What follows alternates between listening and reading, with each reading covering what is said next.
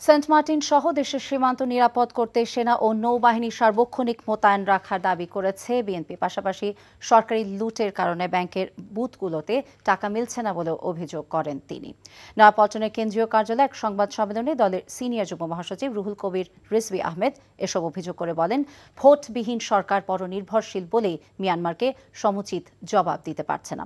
রিজভী আহমেদ অভিযোগ করেন, দেশ এখন নির্লজ্জ তাবেদার সেবা দাসের কবলে পড়েছে। তিনি অভিযোগ করেন, মিয়ানমার জান্তা সরকারের সেনারা বাংলাদেশের জলসীমায় ঢুকে পড়লেও সরকার নীরব ভূমিকা পালন করছে শুধু নতজানু হবার কারণে। সেন্ট মার্টিনে বসবাসকারী নাগরিকেরা নিরাপদ বোধ করছে না উল্লেখ করে রিজভী আহমেদ বলেন, দেশে চতুর্মুখী সংকটের সরকার পতনে জনগণকে সোচ্চার হতে হবে।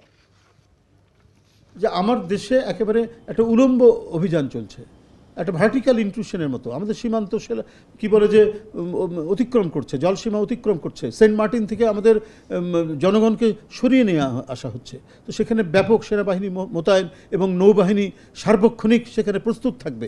এটাই তো আমাদের সার্বভৌমত্বকে রক্ষার একটা কি বলে যে প্রধান দায়িত্ব, সেই দায়িত্ব সরকার পালন করছেন না। ভারতের সঙ্গে নতজানু পররাষ্ট্রনীতি আর তাবেদারি মানসিকতার কারণে বাংলাদেশ সীমান্ত হত্যার প্রতিবাদ করার সাহস এবং স্বাধীনতা হারিয়ে ফেলেছে আওয়ামী সরকার।